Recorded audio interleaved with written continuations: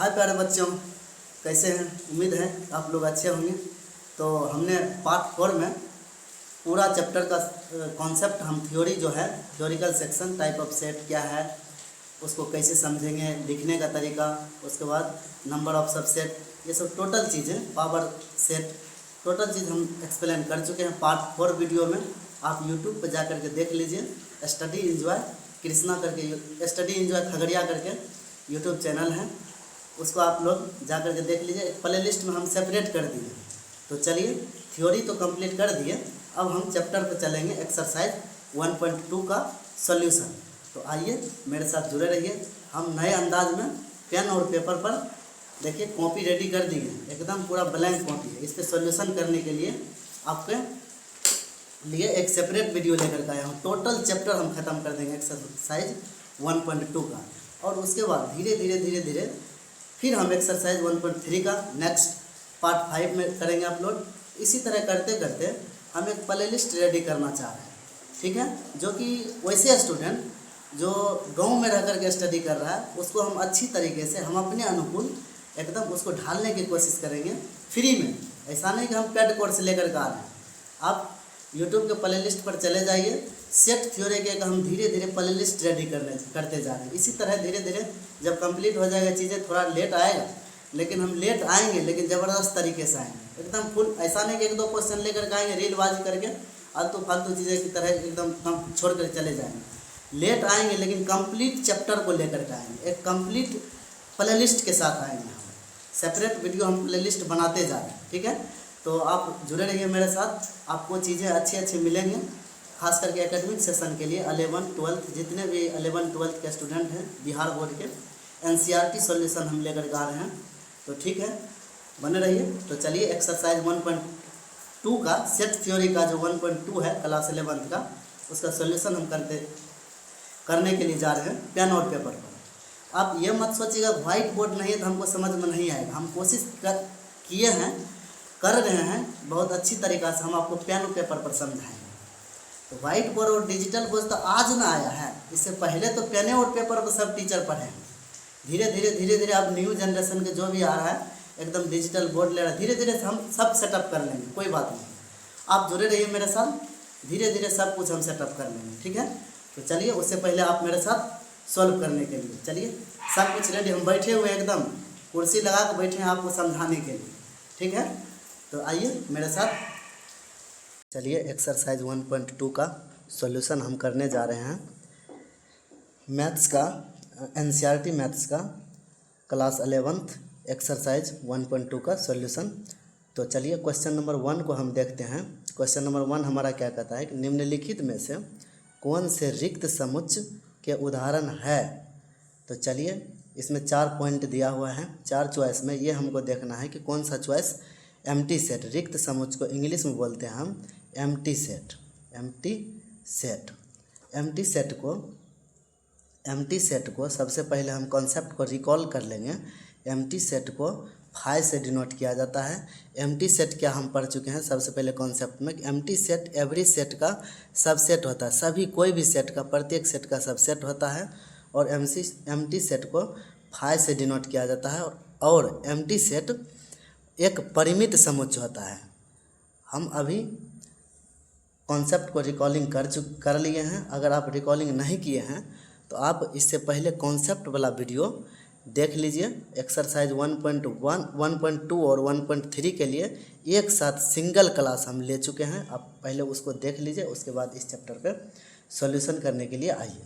तो चलिए, question number 1 का पॉइंट 1 कहता है कि 2 से भाज्य विषम प्राकृतिक संख्याओं का समुच्चय। क्या 2 से भाज्य विषम प्राकृतिक संख्याओं का समुच्चय रिक्त समुच्चय है, एम्प्टी सेट है। सबसे पहले विषम प्राकृतिक संख्या होता क्या है, सबसे पहले सॉल्यूशन कर देंगे। यहाँ पे लिख देंगे सॉल्यूशन, 1 नंबर में लिखेंगे विषम प्राकृतिक संख्या का, इधर रफ हम करते जाएंगे, ठीक।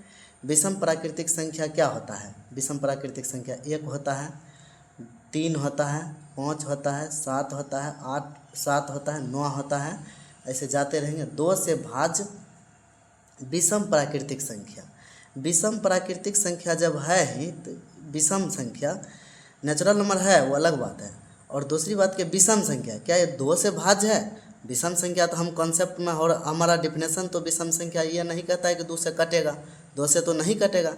यहाँ बोल रहा है कि 2 से भाज्य विषम प्राकृतिक संख्याओं का समुच्चय एक रिक्त समुच्चय है। बोलेंगे हाँ रिक्त समुच्चय है। 2 से भाज्य विषम प्राकृतिक संख्या का समुच्चय रिक्त समुच्चय है, रिक्त समुच्चय है, समुच्चय है। यहाँ लिख देंगे रिक्त समुच्चय है। अब क्यों लिखेंगे? क्योंकि विषम प्राकृतिक संख्या 2 से विभाज्य नहीं होता है। ओके, यहाँ पर तो सेटिस्फेक्शन तो नहीं पूछ रहा था कारण, सिर्फ निम्नलिखित में से कौन सा रिक्त समुच्चय उदाहरण, यहाँ रिक्त समुच्चय है, ऐसे भी लिख सकते हैं 2 से भाज्य विषम प्राकृतिक संख्याओं का समुच्चय एक रिक्त समुच्चय है, लिख देंगे। क्यों? क्योंकि जब इसका सेट लिख रहे थे तो 2 से भाज्य विषम प्राकृतिक संख्या कुछ आ ही नहीं रहा था। एक तरफ तो बोल रहा था कि 2 से भाज्य है, एक तरफ बोल रहा है विषम प्राकृतिक संख्या। विषम संख्या 2 से कैसे कटेगा? इसलिए हमारा एम्प्टी सेट रह जाता है, फाय हो जाता है। एम्प्टी सेट को फाय से डिनोट करते हैं, तो इसलिए पॉइंट 1 का हो जाएगा कि यह एक रिक्त समुच्चय है। अब पॉइंट 2 हमारा कहता है कि सम अभाज्य संख्याओं का समुच्चय क्या रिक्त समुच्चय है? सम अभाज्य संख्याओं का समुच्चय। अभाज्य संख्या किसको कहते हैं? जिसका केवल 2 अपवर्तक हो, या तो 1 या तो स्वयं। तो सबसे पहले 1 और स्वयं अभाज्य संख्या स्टार्टिंग से लिखेंगे। 2 है, 3 है, 5 है, 7 है, 9 नहीं है, 11 है। सबसे पहले सम अभाज्य संख्या देखिए तो इसमें कौन सा है? सम संख्या भी है और अभाज्य संख्या भी है। 2 क्या है? सम अभाज्य संख्या है। तो 2 नंबर में लिखेंगे, आंसर लिखेंगे सेट 2 जो है एक सम एक रिक्त समुच्चय नहीं है, रिक्त समुच्चय नहीं है। क्यों? अब हम समझते हैं कि रिक्त समुच्चय उसको कहते हैं जिसमें अवयवों की संख्या होता ही नहीं है, कुछ भी नहीं रहता है। यहाँ पर तो सेट तो क्रिएट हो गया हमारा। इस डिफिनेशन के अनुसार, इस स्टेटमेंट के अनुसार हमारा सेट जो है क्रिएट हो गया। क्रिएट हो गया तो हम लिख सकते हैं कि इसमें अवयव की संख्या है, इसमें अवयव की संख्या है 2 है, तो इसलिए यह एक रिक्त समुच्चय नहीं है। यहाँ हम लिख दिए रिक्त समुच्चय नहीं है, नहीं है। क्यों? क्योंकि 2 जो है इसमें अवयव है। जब एलिमेंट है ही तो उसको रिक्त समुच्चय नहीं कहेंगे। रिक्त समुच्चय उसी को कहते हैं जिसमें कि एक एलिमेंट्स हो। चलिए अब हम तीसरा स्टेटमेंट पर चलते हैं। इसको ऐसे भी लिख सकते हैं सम अभाज्य संख्याओं का समुच्चय एक रिक्त समुच्चय नहीं है क्योंकि उसमें एलिमेंट्स अवयव 2 है। ठीक, चलिए अब शॉर्टकट में भी लिख सकते हैं सेट 2 एक रिक्त समुच्चय नहीं है। अब चलिए 3 नंबर में आते हैं। सेट दिया हुआ है, सेट बिल्डर फॉर्म में सेट दिया हुआ है और इसको हमको बताना है कि रिक्त समुच्चय है कि नहीं। एक्स सच दैट एक्स एक प्राकृतिक संख्या है, प्राकृत संख्या है, एक्स लेस देन 5 और साथ ही साथ एक्स ग्रेटर देन 7, मतलब कुल मिलाकर के एक्स लेस देन 5 दिया हुआ है, एक्स ग्रेटर देन 5 दिया हुआ है। क्या ये रिक्त समुच्चय है? अब चलिए इसको लिखेंगे हम। जब टेबुलर फॉर्म में लिखेंगे एक्स सच दैट एक्स का वैल्यू 5 से बड़ा बोल रहा है, एक तरफ बोल रहा है 5 से बड़ा लेंगे तो 6 ले सकते हैं, एक तरफ बोल रहा है 5 से छोटा लेंगे 4 ले सकते हैं, एक तरफ बोला नहीं 7 से बड़ा लेना है, 7 से बड़ा लेना। ये दोनों के दोनों जो है हमारा एकदम रॉन्ग टेबुलर फॉर्म इससे निकलता है हमारा निष्कर्ष। तो इसलिए इसमें कोई भी एलिमेंट्स नहीं हो पाएगा, लिख ही नहीं सकते क्योंकि एक तरफ बोल रहा है, वन साइड बोल रहा है कि एक्स लेस देन 5 से छोटा हो, एक बार बोल रहा है कि एक्स 7 से बड़ा हो। 5 से छोटा लेंगे फिर 7 से बड़ा कैसे हो जाएगा, या फिर 7 से बड़ा लेंगे तो 5 से छोटा कैसे हो जाएगा। तो लिख देंगे एक्स सच दैट एक्स एक प्राकृतिक संख्या है, एक्स इज लेस देन, ये पूरा सेट लिख देंगे एक रिक्त समुच्चय है। क्यों? क्योंकि इसमें एक भी एलिमेंट सटीक नहीं आता है इसके अनुसार। तो पॉइंट 3 के लिखेंगे यह एक रिक्त समुच्चय है, समुच्चय। इसको लिखेंगे इंग्लिश में एम्प्टी सेट है, रिक्त समुच्चय है। तो रिक्त समुच्चय को क्या चीज़ से डिनोट करते हैं? फाई से, फाई लिख देंगे। अब चलिए चौथा पॉइंट कहता है, इसमें क्वेश्चन में यही बोल रहा है कि रिक्त समुच्चय कौन से है कौन सा नहीं है। उदाहरण दिया हुआ है, कह रहा है वाई सच दैट वाई किन्हीं भी दो समानांतर संख्याओं का उभयनिष्ठ बिंदु।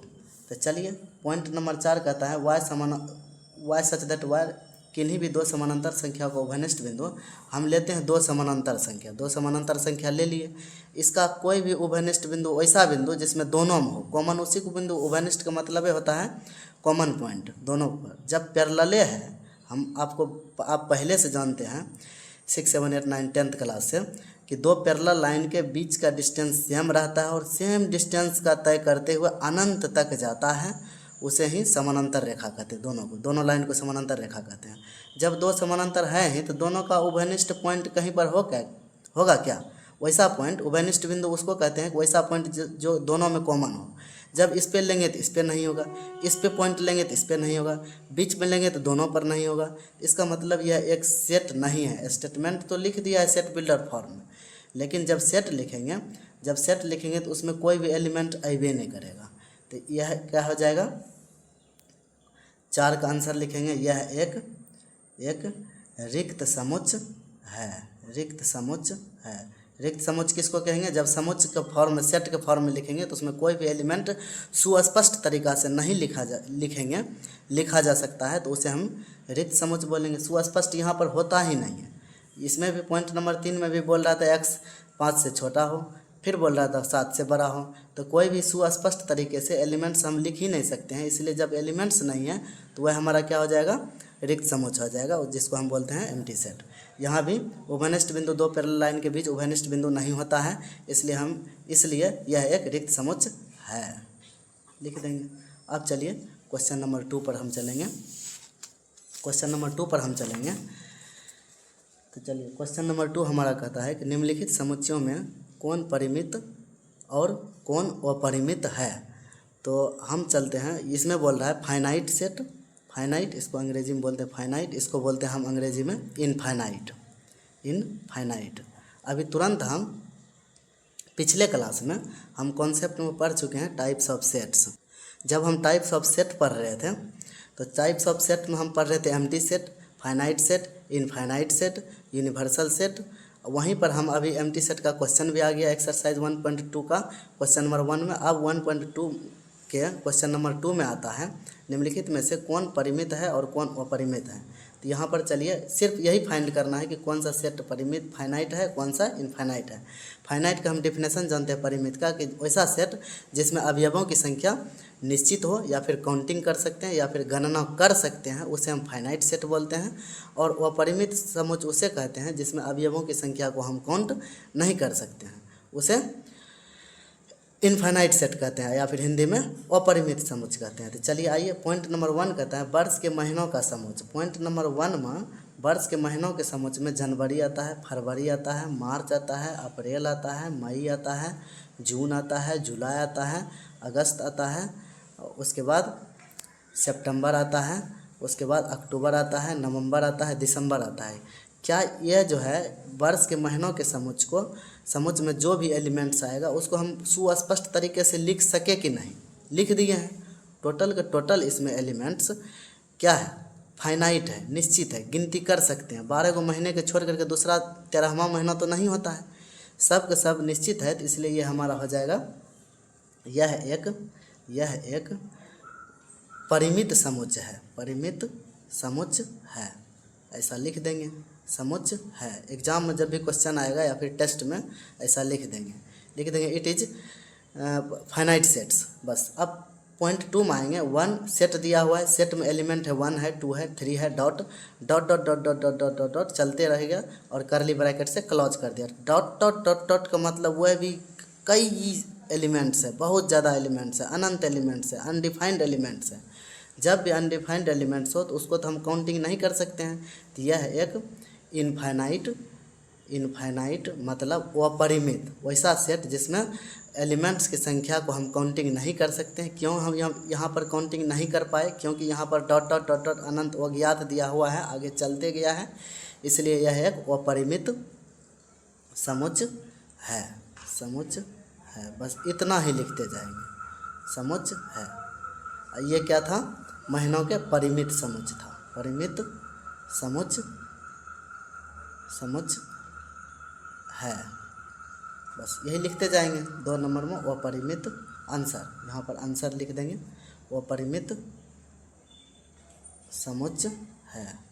आप राइटिंग पर ध्यान नहीं देंगे, हम मैथ्स को सॉल्व कर रहे हैं, राइटिंग नहीं भी है तो आपको ओवरऑल समझना है।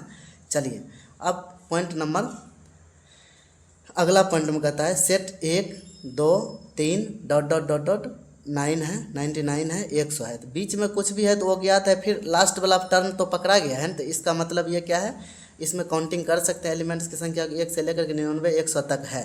इसमें फाइनाइट है, निश्चित है, अवयवों की संख्या निश्चित है, एलिमेंट्स की संख्या निश्चित है, नंबर ऑफ ऑब्जेक्ट निश्चित है, काउंटिंग कर सकते हैं हम, इसलिए यह क्या हो जाएगा 3 नंबर में परिमित समुच्चय है। परिमित समुच्चय है, समुच्चय है। एक कायदे से आपको एकदम नियमित तरीक़ा से आंसर को लिखना है। यहाँ भी हम लिख दिए फाइनाइट, या फिर अंग्रेजी में फाइनाइट, हिंदी में परिमित। परिमित समुच्चय, परिमित समुच्चय है, समुच्चय है। अब चलिए, अब अगला पॉइंट में कहता है, तीसरा पॉइंट हम पेन डाउन करने के लिए भूल गए, आप लोग बुक में देख लीजिएगा। चलिए अब 5वां पॉइंट में कहता है कि 99 से छोटे अभाज्य पूर्णांकों का समुच्चय। सबसे पहले इंटीजर्स नंबर जो है 99 से छोटे, ये तो लास्ट वाला टारगेट दे दिया कि 99 से छोटा ऐसा अभाज्य संख्या को हम फाइंड कर सकते हैं। अब कहिए क्यों? क्योंकि लास्ट एंडिंग पॉइंट हमको दे दिया है। हम इनडिफिनिट इनफाइनाइट सेट व परिमित समुच्चय का मतलब यह है कि लास्ट वाला एंडिंग पॉइंट हमारा नहीं दिया रहेगा तो उसके अवयवों की संख्या हम नहीं काउंट कर पाएंगे, नहीं काउंट कर पाए तो ये मेरा अपरिमित समुच्चय था। यहाँ पर लास्ट टारगेट ही दे दिया है कि 99 से छोटा। अब 99 से छोटा जो है अभाज्य पूर्णांकों का समुच्चय को हम आसानी से गिनती कर सकते हैं। 99 से छोटा एक 97 है, एक 97 है, फिर आ जाएंगे 89 पर आ जाएंगे, फिर ऐसे करते करते करते 1 पर आ जाएंगे, काउंटिंग करते जाएंगे, तो ये क्या हो जाएगा परिमित समुच्चय। परिमित समुच्चय, समुच्चय है। यहाँ पे लिख देंगे 4 नंबर में, ये 3 नहीं था, ये 4 था। परिमित समुच्चय, परिमिति नहीं, परिमित समुच्चय है, ऐसे करके लिख देंगे। इस तरह से कुछ भी नहीं, इसमें कुछ भी दम नहीं है। आप कॉन्सेप्ट को, ओवरऑल थ्योरी को आप क्लियर कीजिए। पिछले क्लास में जा करके एक्सरसाइज 1.2 और 1.3 के लिए एक यूनिक क्लास हम लिए हैं। दोनों को सॉल्व होने के लिए एक थ्योरी हम दिए हैं पूरे क्लास में, उसमें चैप्टर को हम सॉल्व नहीं किए हैं, तो उसको आप देखिए। परिमित समुच्चय और अपरिमित समुच्चय किसको कहते हैं, यहाँ भी हम ओवरऑल समझा देते हैं एवरी क्वेश्चन में। सबसे पहले थ्योरी को डिस्कस कर लेते हैं, तब जाके क्वेश्चन हम सॉल्व करते हैं। तो चलिए अब हम क्वेश्चन नंबर 3 पर चलते हैं। इस पेज को हम इसीलिए ढक देते हैं कि अगला क्वेश्चन पर आपका माइंड नहीं जाए। कंप्लीट आपको जो क्वेश्चन बता रहे हैं उसी पर आपका माइंड टिके रहे, इसलिए हम इस पेज से ढक देते हैं। हालांकि इस तरफ है क्वेश्चन नंबर 4। चलिए क्वेश्चन नंबर 3 पर आते हैं। क्वेश्चन नंबर 3 हमारा कहता है कि निम्नलिखित समुच्चयों में से प्रत्येक के लिए बताइए कि कौन अपरिमित है, मतलब इनफाइनाइट है। इनफाइनाइट है। अपरिमित का मतलब, अपरिमित सेट हम किसको कहते हैं, वैसा सेट जिसमें एलिमेंट्स को हम काउंटिंग नहीं कर सकते हैं, उसे अपरिमित समुच्चय कहते हैं। उसे हम कौन सी कहते हैं, अपरिमित समुच्चय। चलिए एक्स अक्ष के समानांतर रेखाओं का समुच्चय। चलिए हम एक्स अक्ष के समानांतर रेखाएं वो खींचते हैं। पॉइंट 1 में कहता है एक्स अक्ष, ये कोऑर्डिनेट खींच लिए। एक्स अक्ष यही है, ये मेरा वाई है। एक्स अक्ष के समानांतर रेखाओं का समुच्चय कितना खींचेंगे बताइए। अनंत हम खींच सकते हैं, ऊपर भी खींच सकते हैं, नीचे भी खींच सकते हैं, एकदम अनंत खींच सकते हैं। तो इसको काउंट कर सकते हैं रेखा की संख्या, क्या नहीं काउंट कर सकते हैं। एक्स अक्ष के समानांतर रेखाओं का समुच्चय पूछ रहा है, तो ये तो हम अनंत खींच सकते हैं एक्स अक्ष के समानांतर, इसलिए ये इसको हम काउंटे नहीं कर सकते हैं रेखा को। तो ये कौन सा सेट हो जाएगा बताइए, आप खुद से बताइए। जब हम काउंटिंग नहीं कर सकते हैं तो अपरिमित समुच्चय है। जिसको हम काउंटिंग कर लेंगे एलिमेंट्स की संख्या, उसको हम परिमित समुच्चय कहेंगे। यह एक अपरिमित समुच्चय है। अपरिमित कारण नहीं पूछ रहा है, इसलिए हम सिर्फ एक लाइन में आंसर देते जाएंगे, अपरिमित है। चलिए अब अंग्रेजी वर्णमाला के अक्षरों का समुच्चय। अंग्रेजी वर्णमाला के अक्षरों का समुच्चय क्या हो जाएगा।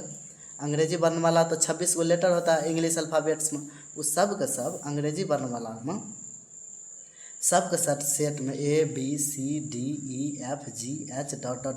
XYZ सब के सब सेट को हम लिख सकते हैं, काउंटिंग कर सकते हैं। तो यह एक परिमित समुच्चय है।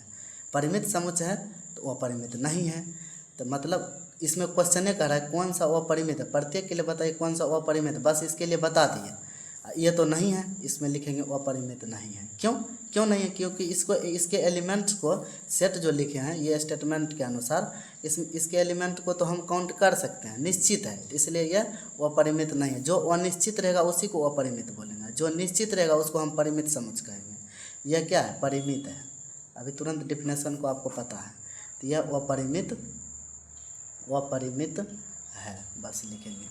अपरिमित नहीं है, नहीं है, अपरिमित है। अब चलिए, अर्थात परिमित है, अपरिमित नहीं है अर्थात परिमित है। चलिए अब उन संख्याओं का समुच्चय पॉइंट नंबर 3 में आते हैं जो 5 के गुणज है। अब चलिए 3 नंबर में 5 के गुणज जब सेट हम निकालेंगे, 5 है लिखेंगे, 10 लिखेंगे, 15 लिखेंगे, 20 लिखेंगे, डॉट डॉट डॉट डॉट 105 लिखेंगे, डॉट डॉट डॉट डॉट 1005 लिखेंगे, डॉट डॉट सब के सब 5 से कट रहा है, 100 लिखेंगे, कुछ से कुछ जाते रहेगा। जब आप कहिएगा कि 1000 है, बस इसको भी हम 5 से गुना करके 5000 लिख देंगे। ये सब सेट जाते रहेगा। जब इसमें काउंटिंग ही नहीं हम कर सकते, अनगिनत जाते रहे, कुछ भी आप बोलिए, अनंत बोलिएगा, अनंत गुना 5 करके हम उसको कर देंगे। बताइए, तो वो जो है हम फाइनाइट नहीं कर सकते हैं कि इसमें इस सेट में अवयव की संख्या कितना है। तो इसका मतलब ये क्या है? वो अपरिमित है, वो अपरिमित है, वो अपरिमित है। इसको हम लिख देंगे वो अपरिमित है, यह वो अपरिमित है, वो अपरिमित है। चलिए, पृथ्वी पर रहने वाले जानवरों का समुच्चय।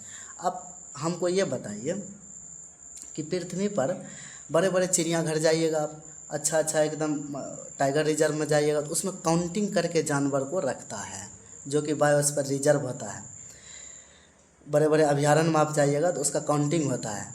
फॉरेस्ट डिपार्टमेंट का जो है, एनिमल केयर कंजर्वेशन का जो है डिपार्टमेंट, वो उसको काउंट करके रखता है कि कितना है। हाँ, अधिक संख्या में है लेकिन हम उसको काउंटिंग कर सकते हैं। पृथ्वी पर रहने वाले जानवरों का समुच्चय क्या है? गिन सकते हैं, निश्चित है। लिखेंगे पृथ्वी पर रहने वाले जानवरों का समुच्चय निश्चित है, इसलिए यह एक परिमित नहीं है। निश्चित है तो परिमित हो गया, निश्चित है तो परिमित हो गया, तो वो परिमित नहीं है, वो परिमित नहीं है। क्यों नहीं है? क्योंकि हम जानवर की संख्या को फाइंड कर सकते हैं। भले अमाउंट ज़्यादा है, उसका संख्या ज़्यादा है, उसको हम काउंट कर सकते हैं, टाइम लगेगा लेकिन काउंट कर सकते हैं। मूल बिंदु 0 से होकर जाने वाले वृत्तों का समुच्चय।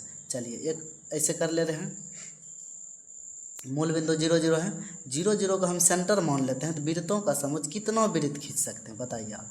बहुत ज़्यादा वृत्त खींच सकते हैं, बहुत ज़्यादा, इनफाइनाइट, खींचते रह जाएंगे। भले ओवरलैप हो जाएगा, फिर बड़ा हो जाएगा, फिर बड़ा हो जाएगा, वो खींचते रह जाएंगे। तो मूल बिंदु 0 से होकर जाने वाले वृत्तों का समुच्चय क्या है? जब हम एलिमेंट्स की संख्या को कितने वृत्त है, जब सेट लिखेंगे कितना वृत्त है, उसको हम काउंटिंग नहीं कर पाएंगे, क्योंकि अनंत वृत्त खींचेंगे। जब काउंटिंग ही नहीं कर पाएंगे, निश्चित नहीं है, जो निश्चित नहीं होगा तो वह अपरिमित हो जाएगा, वह अपरिमित है। इसको क्या लिखेंगे? यह एक अपरिमित समुच्चय है। आप जिस तरह से भी लिख सकते हैं कि यह एक अपरिमित समुच्चय है। जिसमें एलिमेंट की संख्या निश्चित रहेगा वह परिमित समुच्चय हो जाएगा, और जिसमें एलिमेंट्स की संख्या निश्चित नहीं रहेगा, फाइंड नहीं कर सकते हैं, तो वह अपरिमित हो जाएगा सेट। तो चलिए अब क्वेश्चन नंबर 4 पर आते हैं।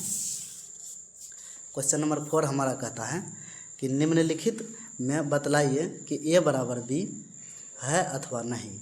अच्छा, अब बताइए, कोई भी सेट है, अभी आप इक्वल सेट का डेफिनेशन आप समझ चुके हैं इससे पहले। तो इक्वल सेट कहता है कि दो सेट जिसका एलिमेंट्स की संख्या समान हो और सेम एलिमेंट्स भी हो, उसे हम इक्वल सेट बोलते हैं। मैं आपको बार बार डेफिनेशन भी बता दे रहा हूँ जब भी क्वेश्चन सोल्व कर रहा हूँ, तो आप इस चीज़ पर ध्यान देंगे।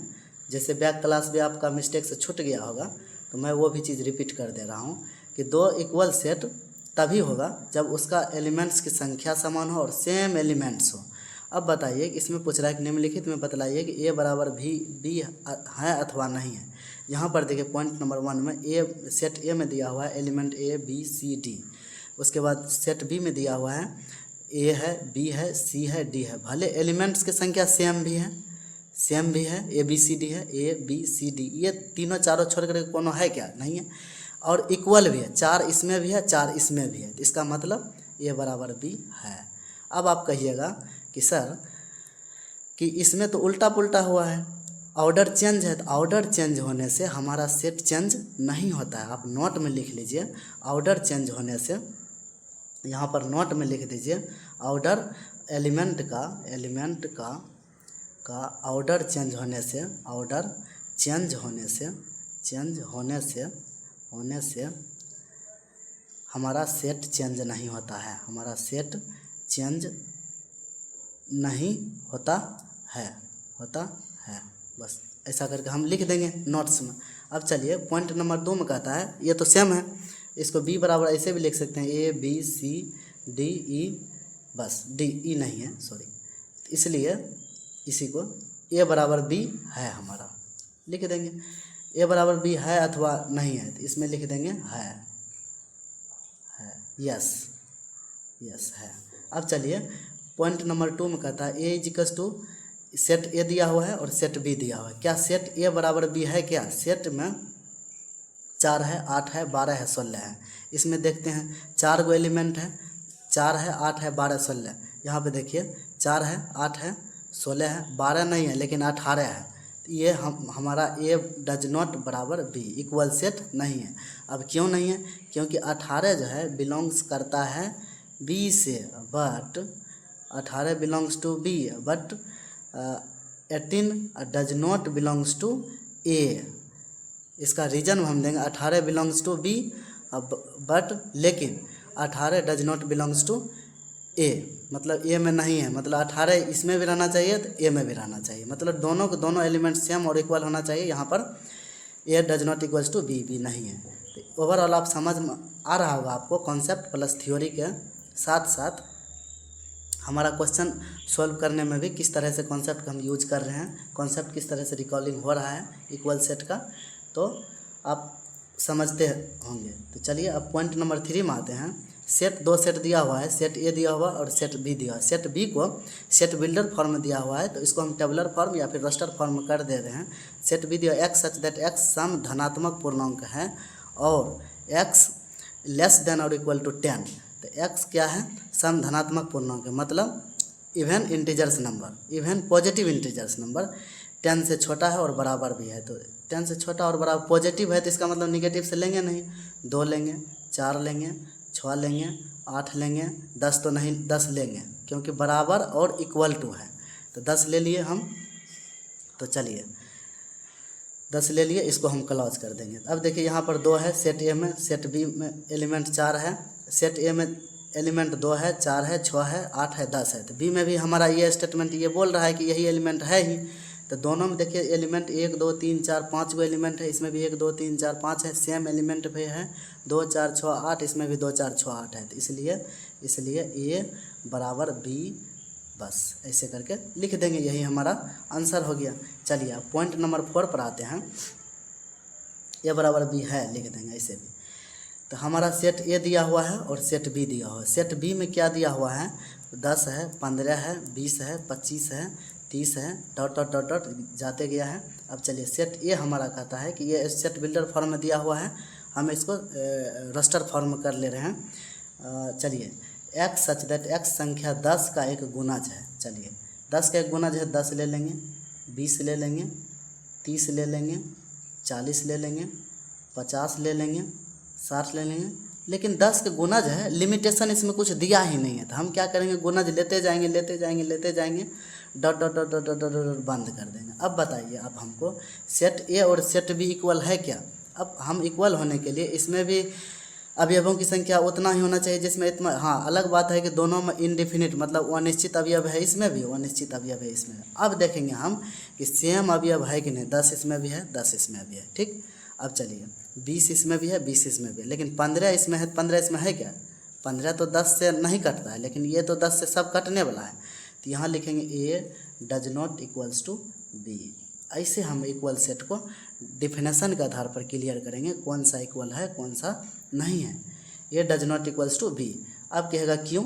रीज़न देने के लिए, तो रीज़न हम देंगे 15, ये 15 कोई भी एक एलिमेंट्स अगर पकड़ा गया तो उसी को हम पकड़ करके रीजन को सेटिस्फाइड कर देंगे कि हमारा दोनों सेट, ये दोनों सेट इक्वल है कि नहीं है। लिख देंगे 15 बिलोंग्स टू बी, लेकिन 15 डज नॉट बिलोंग्स टू ए। हमारा इक्वल सेट ही कहता है कि दोनों के दोनों एलिमेंट सेम होना चाहिए और इक्वल होना चाहिए। ए है तो यही हमारा रीजन हो गया। हालांकि क्वेश्चन में रीजन नहीं पूछ रहा है, पूछ रहा है कि ए बराबर बी है अथवा नहीं, बस इतना ही देना है कि A does not equals to B, यही हमारा आंसर हो गया। अब चलिए क्वेश्चन नंबर हम एक्सरसाइज 1.2 का क्वेश्चन नंबर 5 पर हम चलेंगे। तो चलिए क्वेश्चन नंबर 5 पर हम चलते हैं। इधर क्वेश्चन नंबर 6 है, तो चलिए क्वेश्चन नंबर 5 पर हम चलते हैं। तो क्वेश्चन नंबर 5 में हमारा कहता है कि क्या निम्नलिखित समुच्चय युग्म समान है, कारण सहित बताइए। अब इसमें दम है, इक्वल है। हम यहाँ पर देखिए रीजन भी बता रहे थे, इधर क्या कह रहा है कि इक्वल है भी तो आपको कारण देना है। कारण कैसे देना है, दो समुच्चय जब इक्वल होगा दोनों के दोनों एलिमेंट सेम होगा और बराबर भी होगा। जो बराबर नहीं होगा, सेम नहीं होगा, दोनों बिलोंग्स टू नहीं करेगा तो उसको हम रीजन में लिख देंगे उसी कॉन्सेप्ट को। तो ए इज इक्वल्स टू दिया हुआ है, सेट दिया हुआ क्लियर 2 3। अब देखिए यहाँ पर बी बराबर क्या दिया हुआ है, बी बराबर एक्स सच दैट एक्स समीकरण x square plus 5x plus 6 बराबर 0 का एक हल है। तो हम इधर रफ में हम क्या करेंगे, x square plus 6x 5x plus 6 को बराबर 0 को हल कर लेंगे। एक्स स्क्वायर 5x को क्या लिखेंगे, आप क्वाड्रेटिक इक्वेशन को हल करने का तरीका क्लास 10th में पढ़ चुके हैं, इसलिए हम दोबारा रिपीट नहीं करेंगे। 5 को कैसे लिखेंगे, 2x प्लस 3x, 2 पार्ट में तोड़ लेंगे, प्लस 6 बराबर 0, इसलिए इस पर हम ज़्यादा डिस्कस नहीं करेंगे। एक्स इसमें अब दो पेयर कर देंगे, एक्स इसमें कॉमन लेंगे, एक्स प्लस 2 हो जाएगा, फिर प्लस 3 ले लेंगे कॉमन, एक्स प्लस 2 हो जाएगा बराबर 0। अब देखिए ये दोनों कॉमन है, एक्स प्लस 2 कॉमन आ जाएगा ये पूरे में प्लस, अब इधर क्या बचेगा एक्स प्लस 3। तो अब चलिए बराबर 0, तो एक्स बराबर हमारा आ गया -2 और -3। एक्स बराबर हमारा -2 आ गया। यहाँ बोल ही रहा है कि b equals to x such that x समीकरण इतना का हल है, तो b बराबर हम सेट में लिख देंगे -2 और -3। अब बताइए आप हमको, क्या सेट ए और सेट बी इक्वल है क्या, नहीं है। यहाँ पर माइनस में, यहाँ पर प्लस में, सीधे अपोजिट है एक दूसरे का। तो A does not equals to B. अब बोल रहा है कारण सहित बताइए, तो रीजन में देंगे, कारण में, कारण ऐसे करके हिंदी में लिख देंगे, इंग्लिश मीडियम वाला बच्चे रीजन लिखेंगे। कारण में वही चीज़, 2 belongs to -2 belongs to B but -2 does not belongs to B. और क्या हम रीजन देंगे, -3 belongs to B does but -3 does not belongs to A. A में बी में तो है -3 लेकिन ए में 3 नहीं है। फिर उसी तरह से लिख देंगे 2 बिलोंग्स टू ए और 2 does not belongs to B, ऐसे करके लिखते जाएंगे। फिर 3 बिलोंग्स टू ए, फिर 3 does not belongs to B. ये हमारा टोटल का टोटल कारण हो गया। ओके, कारण आप समझ गए होंगे कैसे देना है। बस एलिमेंट्स को पकड़ करके बिलोंग्स टू करवा देंगे, डज नॉट बिलोंग्स टू करवा देंगे, वही हमारा रीजन हो जाएगा। ये हमारा कौन सा बराबर है या फिर नहीं है, कौन सा युग्म समान है। समान युग्म समान का मतलब ये है कि दोनों के दोनों युग्म मतलब दोनों के दोनों जोड़ा में सेट दिया हुआ है, दोनों के दोनों कौन सा इक्वल सेट है, इक्वल सेट का यहाँ डिफिनेशन यूज कर रहे हैं। ठीक, चलिए पॉइंट नंबर 2 में हमारा कहता है कि set A is equals to x such that x शब्द फॉलो का एक अक्षर है। तो चलिए, और बी कह रहा है वाई सच दैट वाई शब्द उल्फ का WOLF का एक अक्षर है। तो चलिए हम पहले सेट फॉर्म में लिख देंगे, ये सेट बिल्डर फॉर्म है, हम रोस्टर फॉर्म में लिख लेंगे या फिर टेबलर फॉर्म में। ये is equals to follow words का एक लेटर है। तो फॉलो को हम सबसे पहले FOLLOW है। तो चलिए फॉलो में F लिख लेंगे एक, O लिख लेंगे एक, और दूसरी बात क्या है L लिख लेंगे। रिपीट नहीं होता सेट में, हमेशा सेट के डिफिनेशन पार्ट 1 चैप्टर आप देख लीजिए, पार्ट 1 चैप्टर का क्लास कॉन्सेप्ट का, कोई भी 2 लेटर को सेट में हम रिपीट नहीं करते। L लिख लेंगे, फिर O तो एक बार लिखे, O कट हो जाएगा, F W लिख देंगे, बस यही हो गया।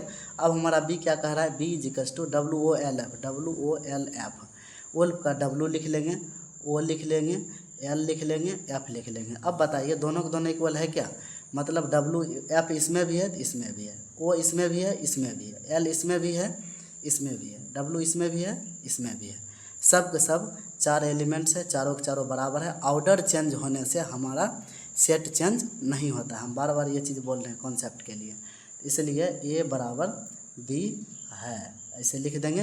रीजन में क्या देंगे, REASON, रीजन मतलब कारण। कारण में वही चीज़, F belongs to A and F belongs to B, ऐसे करके देते जाएंगे। फिर सब के सब वर्ड्स को O belongs to A and O belongs to B, सब के सब। फिर L belongs to A and, और एंड को और भी लिख सकते हैं, L बिलोंग्स टू बी। फिर W बिलोंग्स टू ए और W belongs to B, belongs to B. Belongs to का मतलब ही होता है उससे संबंधित है, संबंधित है, बस ये हमारा क्या हो गया, कारण हो गया। अब हम क्वेश्चन नंबर 5 का क्या निम्नलिखित समुच्चय युग्म समान है, कारण सहित बताइए। सोल्व भी कर दिए, कौन सा समान है भी तो क्यों है, कारण भी दे दिए। कौन सा नहीं है, नहीं भी है तो क्यों नहीं है, कारण भी दे दिए। तो चलिए अब हम क्वेश्चन नंबर 6 पर चलते हैं। इस चैप्टर का लास्ट क्वेश्चन है क्वेश्चन नंबर 6। क्वेश्चन नंबर 6 को अब हम हल करते हैं। तो चलिए क्वेश्चन नंबर 6 हमारा कहता है कि निम्नलिखित दिए हुए समुच्चयों में से समान समुच्चय का चयन कीजिए। बिल्कुल ईजी है, इक्वल सेट पर आधारित क्वेश्चन है। इस चैप्टर में हम ये चीज़ देखें कि इक्वल सेट पर, अभी पिछला क्वेश्चन भी इक्वल सेट पर था, अभी ये क्वेश्चन नंबर 5, क्वेश्चन नंबर 6 भी इक्वल सेट पर आधारित है। इक्वल सेट का उम्मीद है कि आपको डेफिनेशन समझ में आ गया होगा। अब चलिए कह रहा है कि नीचे दिए गए समुच्चयों में से समान समुच्चय का चयन कीजिए। अब चलिए ये सब टोटल सेट है, ए दिया हुआ है, सेट बी दिया हुआ है, सेट सी दिया हुआ है, सेट डी दिया हुआ है, सेट ई दिया हुआ है, सेट एफ दिया हुआ है, सेट जी दिया हुआ है, सेट एच दिया हुआ है। तो कौन सा सेट आपको समान दिख रहा है। अब तो आप ओवरऑल हीट एंड ट्रायल से भी डायरेक्टली ओवरऑल देखने के बाद पता चल रहा होगा कौन सा सेट समान है। ए में 2 है, 4 है, 8 है, 12 है। 4, 8, 12, 14 नहीं है सेट ए। अब चलिए ए सी नहीं है, चलिए बी सी देखते हैं, बी सी भी नहीं है, 1, 2, 3, 4 है। अब 4, 8, 12, 14 दिया हुआ है। डी को देखते हैं, 1 है, 2 है, 3 है, 4 है। 1, 2, 3, 4 कहाँ पर है, 1, 2, 3, 4 यहाँ पर है। तो यहाँ पर बी बराबर हम डी पकड़ लिए हैं। अब कारण हम नहीं देना है, सिर्फ यहाँ पूछ रहे कौन सा समान है, समान का चयन कीजिए। बी बराबर डी हो गया। अब चलिए दूसरा, -1 और 1 कहीं पर है ही नहीं -1। अब 0 और ए, 0 और 1 किसी में है नहीं है, यह भी किसी के इक्वल नहीं होगा, यह भी किसी का इक्वल नहीं होगा। जी -1 और 1, -1 और 1 है, ई और जी हो जाएगा, ई और जी, या फिर जी और ई भी लिख सकते हैं, हो गया। अब चलिए एच 0, 1 और कहीं पर है क्या, नहीं है। अब 8, 4, 8, 12, 14 इधर तो है ही नहीं। 2, 4, 8, 12 कहीं भी नहीं है, बस 2 ही है ऐसा। बाकी आपको फाइंड करते रहना है, आपका माइंड पर डिपेंड है। अगर आपको सही से समझ में आ गया होगा हमारा कॉन्सेप्ट तो आप खुद से भी सॉल्व कर सकते हैं कि क्या कौन सा सेट समान है, कौन सा नहीं है। बस इजी है, चैप्टर बहुत इजी है, सब्जेक्टिव टाइप का चैप्टर है। बस आपको इसका कॉन्सेप्ट आपको पता होना चाहिए। कॉन्सेप्ट में भी ज़्यादा सॉल्यूशन नहीं है, सिर्फ सब्जेक्टिव टाइप का कॉन्सेप्ट आपको याद रखना है। क्या थ्योरी है इसका, बस इसी पर सेट थ्योरी टिका हुआ है। अब एक्सरसाइज 1.2 का क्वेश्चन नंबर 6 हम कंप्लीट कर दिए हैं। अब द एंड हो गया ये चैप्टर। अब नेक्स्ट चैप्टर हम चलते हैं। नेक्स्ट चैप्टर 1.3 हम चलेंगे। 1.3 का भी हम कॉन्सेप्ट बता चुके हैं एक सेपरेट वीडियो में। तो चलिए अब हम क्वेश्चन नंबर अगला क्वेश्चन लेकर के एक्सरसाइज 1.3 में मिलते हैं। तब तक के लिए आप लोग जुड़े रहिए, बने रहिए वीडियो में। अगर आपको अच्छा लगा हो तो आप दोस्तों को शेयर कीजिए, सब्सक्राइब कीजिए। सब्सक्राइब नहीं भी कीजिएगा तो हमारा उम्मीद है कि आपको समझाना है। आपको फ्री में हम आप ये एक क्लास लेकर के आए हैं, आपको केवल और केवल फ्री में समझाने के लिए हम आपको लेकर गए। सब्सक्राइब इसलिए हम बार बार ये नहीं बोल रहे हैं कि आप हमारा चैनल को सब्सक्राइब करिए लीजिए, ठीक।